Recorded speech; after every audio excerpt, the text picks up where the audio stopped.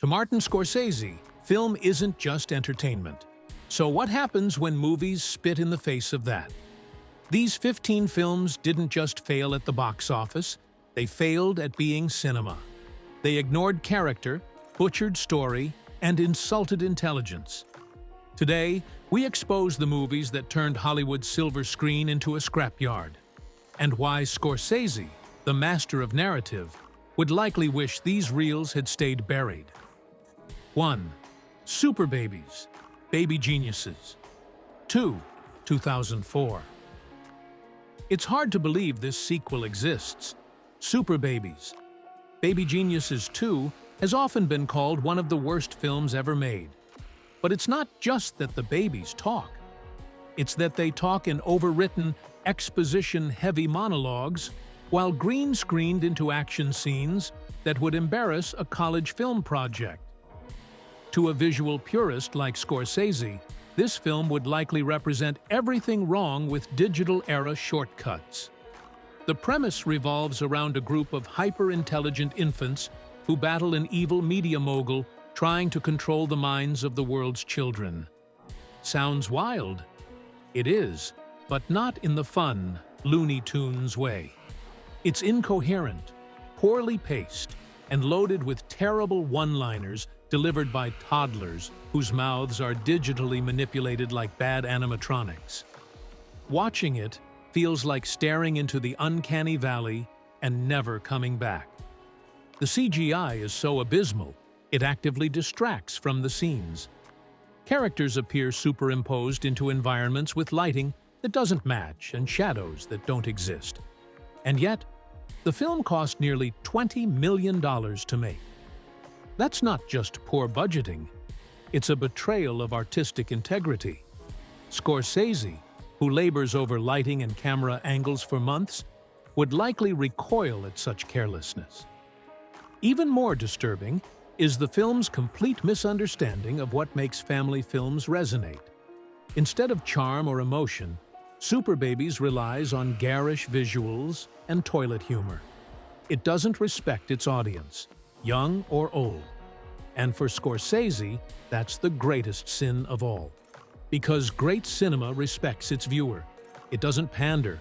It challenges, entertains, or enlightens. Superbabies, Baby Geniuses 2 does none of these things. It doesn't even try. 2. Dirty Love, 2005. Few films have been so universally reviled as Dirty Love. Written by and starring Jenny McCarthy, it's a romantic comedy that scorches the genre with grotesque humor, and a script so disjointed it borders on cinematic sabotage. While Scorsese reveres cinema as a sacred craft, one where the camera becomes a brush and story the canvas, Dirty Love is more like a food fight in a museum. It's vulgarity without wit, chaos without charm. From the very start, the film seems determined to repel. We meet Rebecca McCarthy, a heartbroken photographer who embarks on a series of humiliating romantic encounters after finding her boyfriend cheating. What could have been a quirky journey of self-discovery turns into a parade of bodily function gags, slut-shaming, and overacted absurdities that feel more like an audition tape for a reality show than a scripted narrative. One of the film's most infamous scenes involves a period mishap in a grocery store, filmed with such aggressive lack of taste that it drew walkouts during early screenings. Roger Ebert famously gave it 0 stars, calling it a plumbing accident of a movie. If Scorsese had seen it, he might have quoted the Book of Job. "Why was I born to suffer this?" But the real crime of Dirty Love is its utter disregard for emotional truth. Comedy, at its best, comes from vulnerability and honesty. 2 pillars Scorsese builds into even his darkest characters. Dirty Love mocks those values. Instead of catharsis, it offers contempt. Instead of character arcs, it offers scream fests and stunt gags. Cinema, to Scorsese, should reflect the soul of its creator. Dirty Love doesn't reflect anything but desperation. It weaponizes shame and shock in place of storytelling. And that, more than its crudeness or poor direction, is why it belongs in the vault of shame. 3. Bratz, the movie, 2007. At its surface, Bratz is a teen musical about friendship and self-expression. Underneath, it's a hollow corporate billboard disguised as empowerment. Based on the toy line, the film tries to sell a story of individuality, but ends up promoting uniform materialism, drenched in glitter and painfully generic pop songs. To Scorsese, who sees cinema as personal expression, not product placement, Bratz would feel like an insult to the very concept of film as art. The story follows four best friends who try to navigate high school cliques while maintaining their unique identities. A noble idea, but the execution is tone-deaf. Dialogue reads like it was AI generated to target tween focus groups, and the plot is stitched together with cliches. The evil head cheerleader, the food fight rebellion, the surprise talent show finale. There's no originality, no character depth, just a string of moments designed to sell merchandise. What's most heartbreaking is the film's attempt to masquerade as empowerment. It throws in a few diversity checkboxes and platitudes like, "Be yourself," while showcasing a universe where self-worth is measured by fashion accessories and flawless makeup. Unlike the coming-of-age realism in Alice Doesn't Live Here Anymore, this movie doesn't reflect teenage struggle. It repackages it into plastic dreams. There's no truth, only gloss. To Scorsese, this wouldn't just be a failure in storytelling, it would be a cultural betrayal. He's spoken often about how cinema should reflect lived experiences. Bratz does the opposite. It's a toy commercial masquerading as a life lesson, and its hollow center shows in every glitter-covered frame. 4. The Hottie and the Nottie, 2008. Starring Paris Hilton and marketed as a romantic comedy, The Hottie and the Nottie feels like a mean-spirited joke that somehow made it into theaters. It's not just bad, it's cruel. A film that hinges its entire plot on a woman's physical transformation, suggesting beauty is the only path to love, would be anathema to a humanist like Scorsese. This film doesn't just lack taste, it lacks heart. The premise is disturbingly simple. A man wants to date Christabel Hilton, the hottie. But to do so, he must also find a suitor for her unattractive best friend, the Nottie. What follows is a cringe fest of shallow romance, plastic characters, and grotesque makeup effects meant to make us recoil from the Nottie character. Until, of course, she becomes beautiful and worthy of love. Scorsese's films treat all characters, flawed or not, as human beings with depth. In contrast, The Hottie and the Nottie reduces women to their physical appearance and men to mindless pursuers. It's a film made without empathy, humor, or truth. Every scene feels engineered to insult your intelligence and lower your expectations for what cinema can do. Critics called it offensive, stupid, and void of charm, and they weren't exaggerating. The film fails every standard of good filmmaking: no character growth, no believable emotion, and a script that reads like a rejected sitcom pilot. What's worse, it seems proud of its own nastiness, as if cruelty is comedy. Scorsese believes in moral ambiguity and truth. This movie offers neither. It's a world where kindness and self-worth are meaningless without physical attractiveness. It's a cinematic nightmare wrapped in pink packaging, and one of the clearest examples of how not to make a film with soul.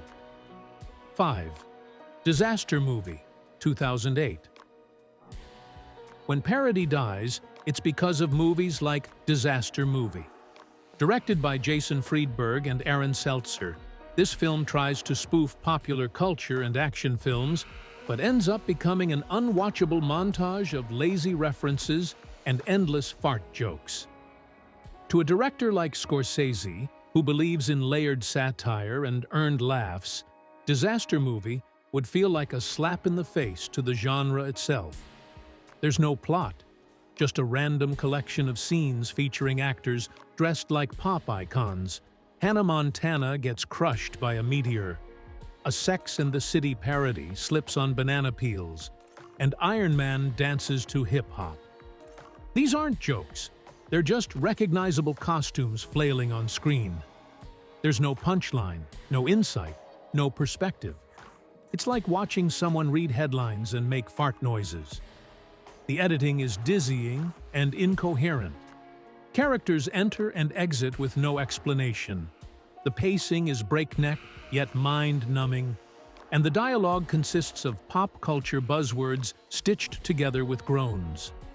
It doesn't mock disaster films. It mocks the audience for showing up. Every gag feels like it was conceived in 5 seconds and shot in 2. Scorsese's work respects structure, rhythm, and audience intelligence. Disaster Movie ignores all of that. It assumes audiences are so dumb they'll laugh just because someone says High School Musical. There's no originality, no cinematic craftsmanship, and absolutely no joy in the performances. It's empty noise, a commercial masquerading as a script. If film is supposed to be a dialogue with the audience, this one is a shouted insult. And for a filmmaker who sees cinema as sacred communion, Disaster Movie is the heretic in the church. 6. Left Behind, 2014. Based on the best-selling Christian novels by Tim LaHaye and Jerry B. Jenkins, Left Behind had the opportunity to explore deep theological questions through a character-driven narrative. Instead, it delivered a flight safety video with CGI explosions, Nicolas Cage in autopilot mode, and all the emotional depth of a pamphlet. To Martin Scorsese, a man of faith himself and director of Silence, this film is a disgrace to religious storytelling. The plot? The rapture occurs mid-flight, leaving Cage's character, a pilot, to land the plane while the world descends into chaos.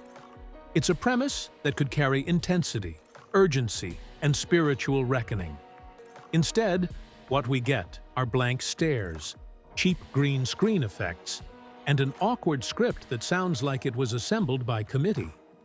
The first 45 minutes of the film offer little more than bland exposition and stilted dialogue about coffee preferences. What's most heartbreaking is how Left Behind trivializes its own message. Where Scorsese's religious films are slow, reflective meditations, this movie turns The End of Days into a second-rate action flick.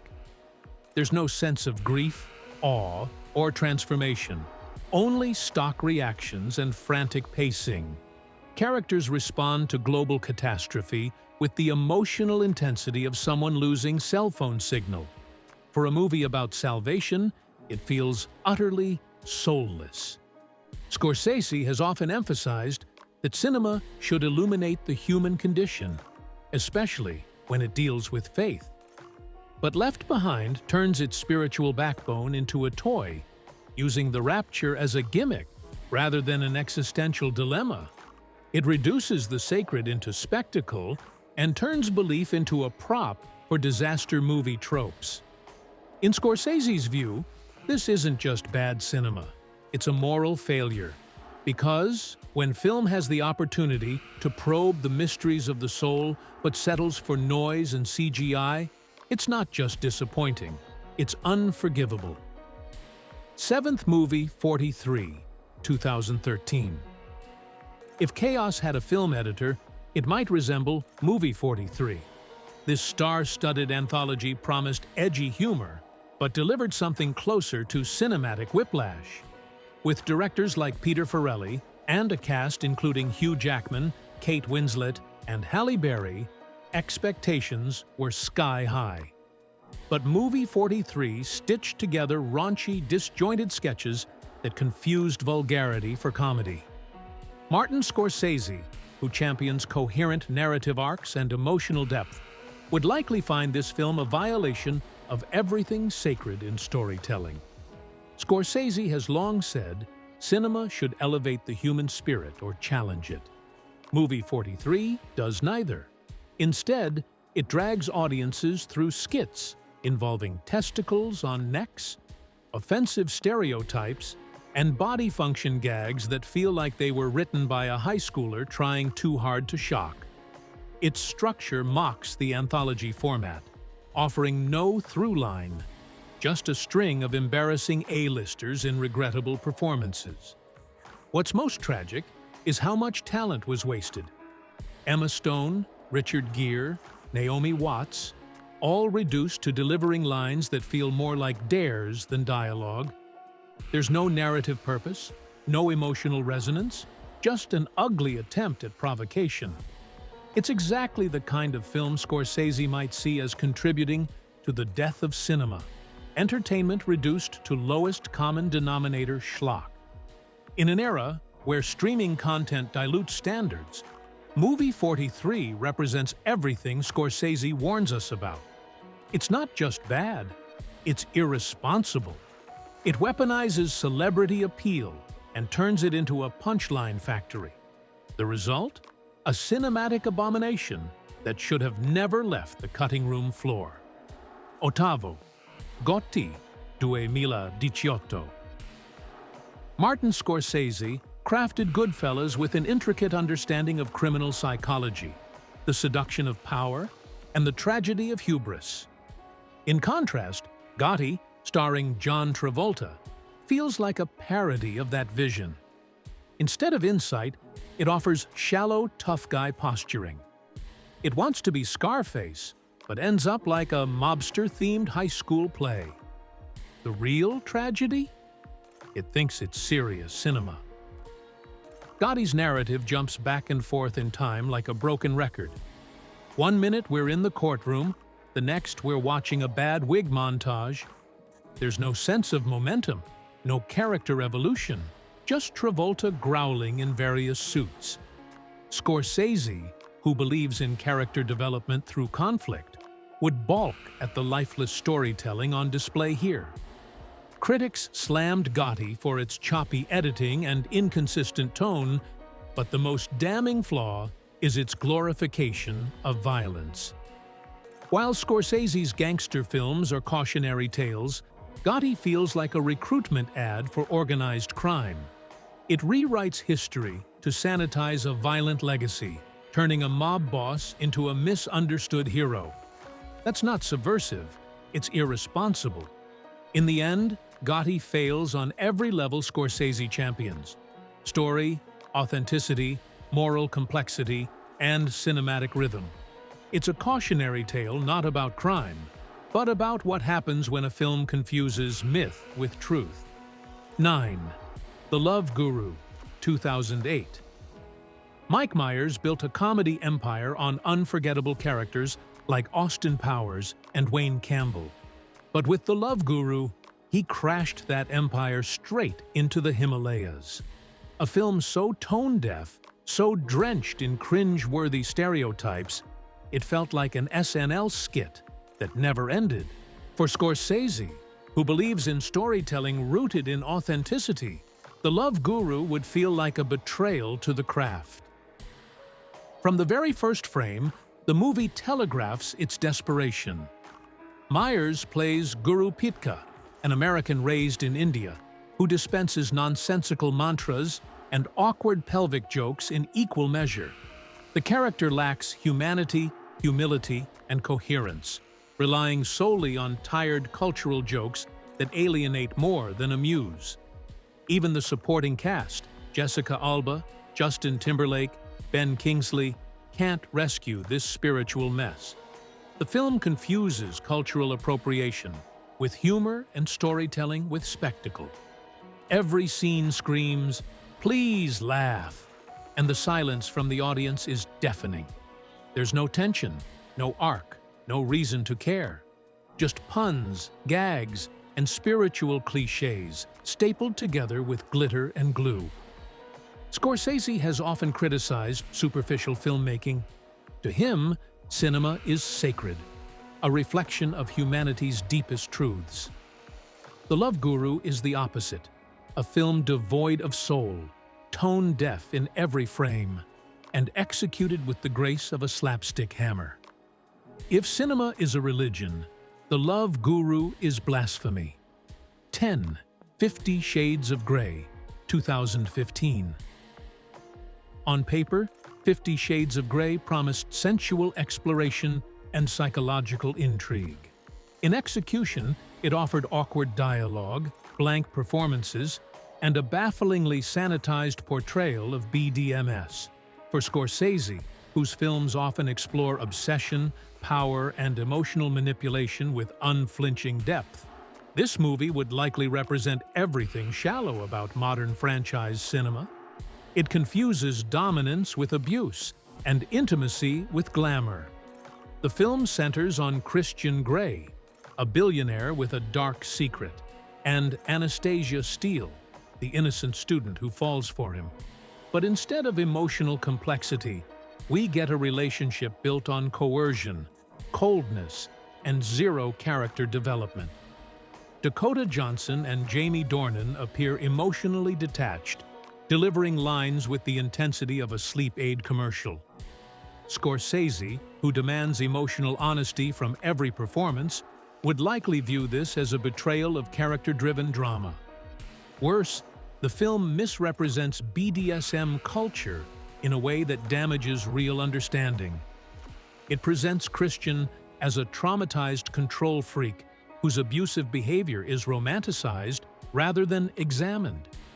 It skips over consent and trust, two cornerstones of the real BDSM community, and instead glamorizes isolation, stalking, and manipulation. In Scorsese's cinematic world, these dynamics would be deconstructed. Here, they're packaged as Valentine's Day material. Despite its box office success, 50 Shades is a sterile, emotionally vacant film that mistakes soft-core gloss for storytelling. Its cultural impact is undeniable, but its artistic merit? Virtually non-existent. It's a textbook case of how Hollywood can take taboo themes and neuter them for mass consumption. And that, to Scorsese, is the greatest perversion of all. 11. Jack and Jill, 2011. There are bad comedies, and then there is Jack and Jill, a movie so aggressively unfunny it weaponizes Adam Sandler's worst tendencies. Playing both the titular siblings, Sandler careens through slapstick, stereotypes, and product placements with the enthusiasm of a man fulfilling a dare. For Scorsese, who elevates even minor characters to emotional truth, this film would feel like a crime against humanity. Jill, Sandler's obnoxious female persona, is written as a bundle of irritating quirks, loud, whiny, clueless. Every scene exists to humiliate her, and the film's big idea of growth is that her brother finally tolerates her by the end. There's no character arc, only noise, repetition, and toilet humor. Meanwhile, Al Pacino, yes, that Al Pacino, shows up playing himself in a subplot that involves him falling in love with Jill. It's not just cringe-inducing, it's surreal in the worst way. Scorsese has worked closely with Pacino in The Irishman, and to see a performer of such gravitas reduced to Dunkachino commercials and cross-dressing jokes would likely be heartbreaking. Jack and Jill isn't just bad, it's depressing. It strips comedy of wit, storytelling of purpose, and acting of dignity. And it's all done with a wink and a grin, as if to say, "We know it's trash, but who cares?" What makes the film especially offensive to a craftsman like Scorsese is that it's lazy. Every setup is predictable. Every punchline lands with a thud. There's no risk, no artistry, and certainly no respect for the audience. It's the cinematic equivalent of reheated leftovers, and it stinks up the room. 12th. Holmes and Watson, 2018. Will Ferrell and John C. Reilly are comedy royalty when the script works. But in Holmes and Watson, they're trapped in a mystery nobody wants to solve. This slapstick take on Sir Arthur Conan Doyle's iconic detective duo turns cleverness into chaos. Scorsese, who reveres historical texture and character depth, would find this film not just unfunny, but offensive to the legacy of literary and cinematic craftsmanship. The plot, such as it is, revolves around Sherlock Holmes and Dr. Watson trying to stop a murder plot against Queen Victoria. Instead of deductive brilliance, we get vomiting scenes, slapstick involving bees, and lines like "No shat, Sherlock," repeated until the audience loses the will to live. Reilly tries his best, but even his charm can't salvage a script that seems written during a sugar crash. Scorsese has expressed disdain for modern films that pander to the lowest denominator, and Holmes and Watson embodies that fear. It confuses randomness with humor and parody with disrespect. It mocks the very source material it's based on, not out of clever irreverence, but from a complete lack of understanding. There's no clever play on mystery tropes, no ironic commentary, just laziness in Victorian drag. Sony pulled the film from award-season screenings. Audiences reportedly walked out in droves. Critics compared it to cinematic waterboarding. For a director like Scorsese, who reveres genre when handled with care, Shutter Island is a love letter to noir. Holmes and Watson is worse than a failure. It's a missed opportunity to honor a rich tradition of detective storytelling. 13th, Norm of the North, 2016. Animated films can reach the soul, as Pixar and Studio Ghibli have proven time and again. But Norm of the North is the exception that proves the rule. Not all animation is art. With its lazy design, cliched plot, and humor that feels test-marketed to toddlers, it's a hollow, consumer-driven product that would send Scorsese running. It's animation without emotion, visuals without vision. The film follows Norm, a polar bear who travels to New York to stop a real estate developer from building condos in the Arctic. The environmental message is watered down by constant dancing, twerking, and fart jokes. Worse, Norm is voiced by Rob Schneider in a performance so flat, it makes Siri sound soulful. Scorsese, who uses voice with such precise emotional calibration, Goodfellas' narration being iconic, would see this as a betrayal of storytelling through sound. The animation is low budget and painfully generic. Characters lack texture, fluidity, or design originality. It's as if the studio copied other films and removed all the charm. The lemming sidekicks are a particularly grating element, high-pitched, useless, and designed solely for merchandising. Even the color grading looks like it was dipped in dishwater. What truly sinks Norm of the North is its complete lack of sincerity. It doesn't believe in its message, its characters, or its story. Everything is a placeholder, a line, a joke, a plot beat. And Scorsese, who believes cinema must come from the heart, would see Norm as proof that the medium is in danger when the heart is removed. 14. The Last Airbender, 2010. M. Night Shyamalan's The Last Airbender wasn't just a bad adaptation, it was a betrayal of a beloved universe. Based on the critically acclaimed Avatar, The Last Airbender series, the film whitewashed characters, stripped away the humor, and butchered the plot into a grim, lifeless procession of exposition.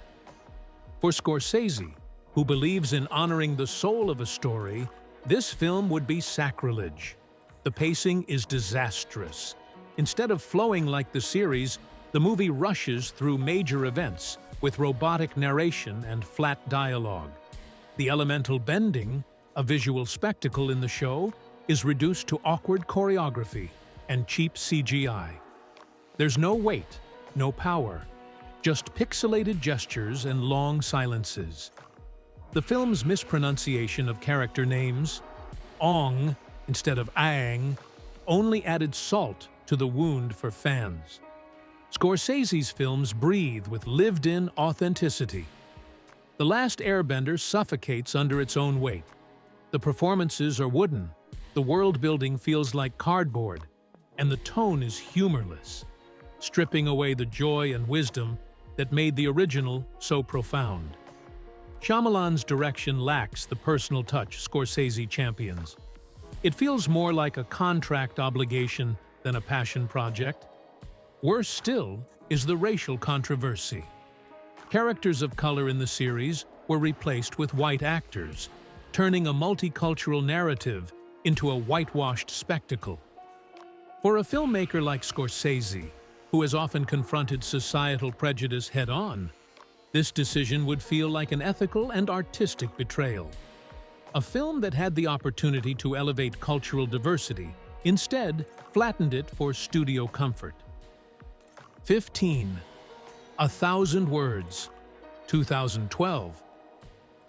Eddie Murphy has given us timeless performances. Coming to America, Beverly Hills Cop, Dreamgirls. But 1,000 Words is a masterclass in misfire. It's a film where Murphy plays a man cursed to lose one leaf from a magical tree for every word he speaks, until all leaves fall and he dies. Instead of clever restraint, the film drowns in cliches, melodrama, and forced lessons. Scorsese, who sees silence as a powerful cinematic tool, would find this film's use of it superficial and misguided. The premise could have offered real introspection. What does it mean to communicate? To connect without words? But 1,000 Words never asks those questions. It throws in slapstick scenes, hollow emotional beats, and one-dimensional supporting characters. Murphy, usually vibrant, is muted, not by design, but by a script that has no idea what to do with him. His expressions are reduced to mugging and pratfalls. The direction is uninspired, the pacing disjointed, and the tonal shifts jarring. One moment we're meant to laugh, the next we're supposed to cry. But the transitions are so clumsy, we feel nothing. There's no catharsis, just confusion. And the magical tree gimmick, which could symbolize spiritual growth or loss, becomes just another ticking clock. Scorsese often speaks about truth in performance. Here, Murphy is suffocated by a plot device and a lifeless screenplay. There's no emotional truth, only noise pretending to be silence. And that's what makes 1,000 Words not just a bad movie, but a hollow one, empty of purpose, meaning, and soul.